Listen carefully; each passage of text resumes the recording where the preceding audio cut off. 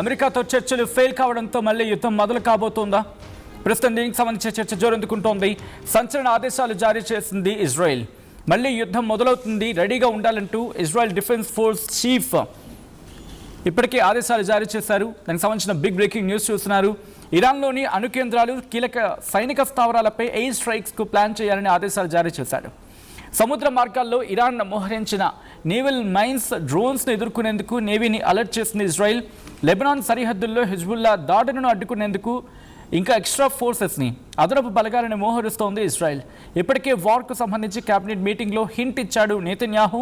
ఇరాన్ను అడ్డుకునేందుకు సైనిక చర్య చివరి మార్గం అంటూ చెప్పుకొచ్చాడు ఆయన.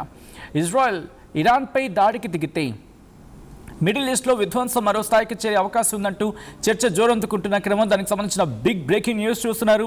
కొద్ది గంటలుగా ఇదే చర్చ జోరందుకుంటోంది. ఎందుకంటే ఈ మాటలకు బలం చేకూర్చేలాగా హెజీ చేసిన వ్యాఖ్యలు. దాంతోపాటు నిన్న మీరు చూస్తే కనుక బెంజమిన్ నెతన్యాహు ఆయన ఎక్స్ప్లెయిన్ చేస్తూ ఇరాన్, ఇరాక్, సిరియా, యెమెన్ అంటే వీళ్ళు ఇక్కడ మిలీషియా ఉంది. ఇరాక్లో ఇరాన్కి మద్దతుగా నిలిచిన మిలీషియా ఉంది. సిరియాలో కాస్త సపోర్ట్ వినిపిస్తోంది. అండ్ లెబనాన్ గురించి చెప్పనక్కర్లేదు, అక్కడ ఎటువంటి పరిస్థితులు ఉన్నాయనేది.